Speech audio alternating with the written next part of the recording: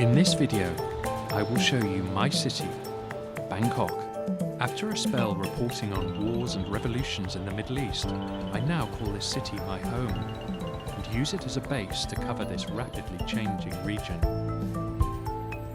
Come with me on a journey behind Bangkok's facade.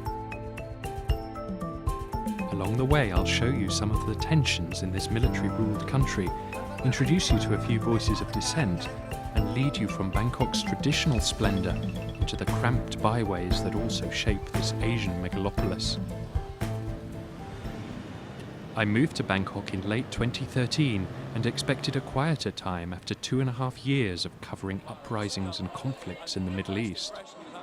I knew the city had seen sporadically deadly political battles over the preceding years, but it was no Damascus.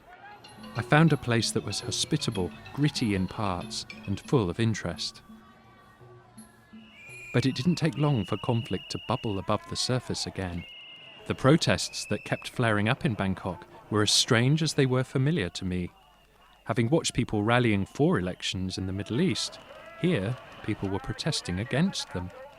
At play was a conflict between an old military-aligned elite and its allies, and forces energised by Prime Minister Thaksin Shinawatra, who had been ousted by the military in 2006 amid a hail of corruption claims.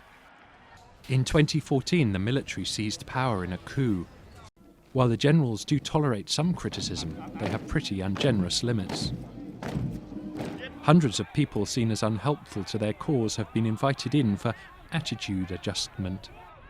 But, just as in the Arab Spring, I've met some charismatic figures here now testing the satirical limits of autocracy. Some have kept it in the family, such as the husband, wife and brother team behind Spoke Dark TV, an internet channel that has been described as Jon Stewart on crack. The producers tell me they went on air because they felt there was a need to speak out against corruption and mismanagement of state funds. But after the military coup, they decided to interrupt broadcasting for a short time, fearing potential repercussions. Personally, when it happened, I was really scared. It was so threatening to me. I would sit in front of the TV and they would come on and they would start summoning people, to go to the barracks, I would be sitting there shaking, and we stopped doing the show for about a month. Yeah. That was, and then we decided that there was not really any point, being so scared. This chill is a far cry from serene traditional Bangkok. A city one British travel writer was so beguiled by that he predicted it could never be spoiled. The rich aesthetic is still here in pockets, such as the Swanpakad Palace, a private royal residence now opened to the public. Even though the grounds are bounded by thundering traffic, I found the palace a haven from the city's hustle. It's a throwback to a courtly age, mixed with European influences in areas from crockery to cars. It is a picture the authorities would like all visitors to associate with Thailand.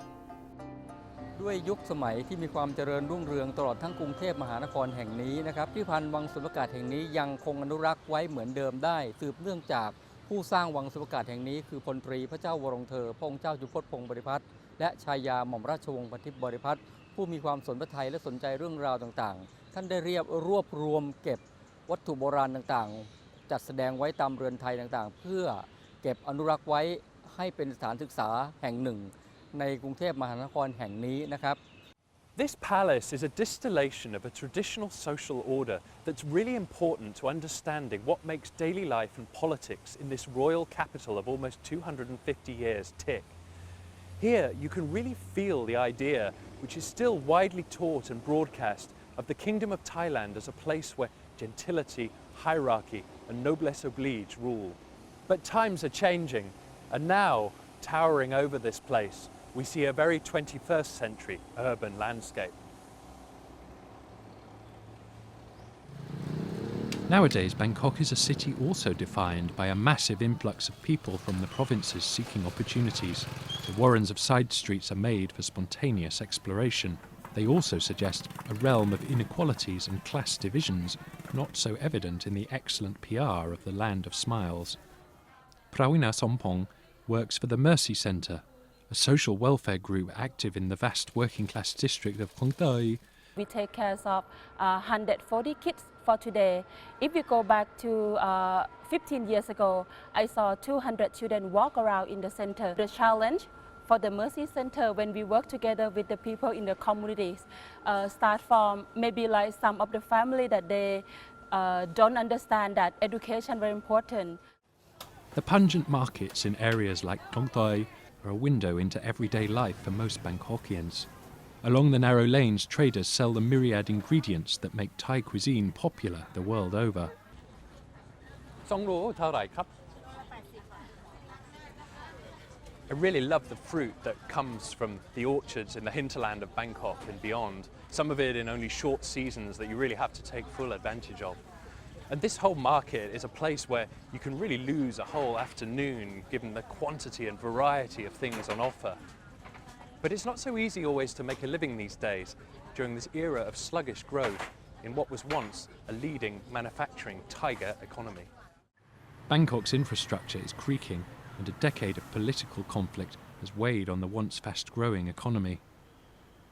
Some people are frustrated that standard of living rises enjoyed during the manufacturing boom of the 1990s and 2000s seem to have stalled. เมื่อก่อนจะดีกว่านี้นะคะ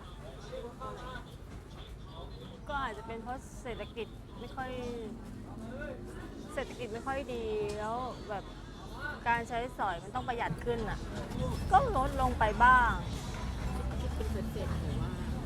แต่ก็ลดลงไปบ้างแต่ว่าก็มันก็สำหรับเราก็ยังไม่หนักเท่าไหร่แต่ว่าคนอื่นอาจจะดูแย่กับเราก็ได้ Above Bangkokians' daily cares looms another disturbance much less spoken of: the succession to King Bhumibol Adulyadej, the ailing monarch of almost 70 years. Longevity and a carefully cultivated image of good works and unostentatious living have given the king great authority, which the generals and their establishment allies draw on.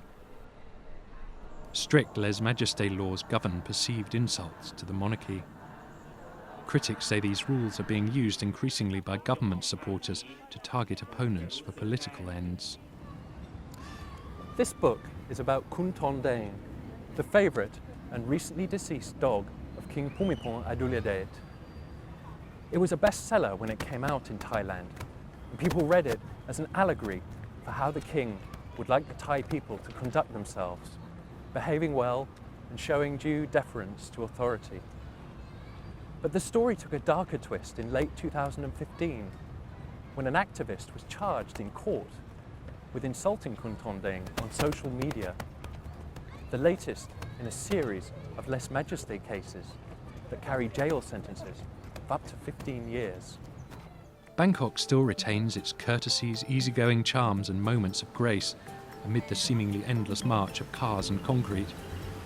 But there is also anxiety about a future that cannot be fully discussed. Many aspects of life in the City of Angels still reflect Thailand's official historical tradition, in which the ordinary person defers to benign authority. But a lasting lesson from the Middle East is that such certainties can warp or crack under pressure from new ideas, sometimes more dramatically than anyone expects.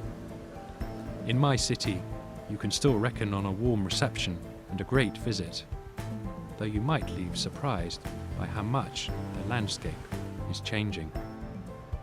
Michael Peel, Financial Times, Bangkok.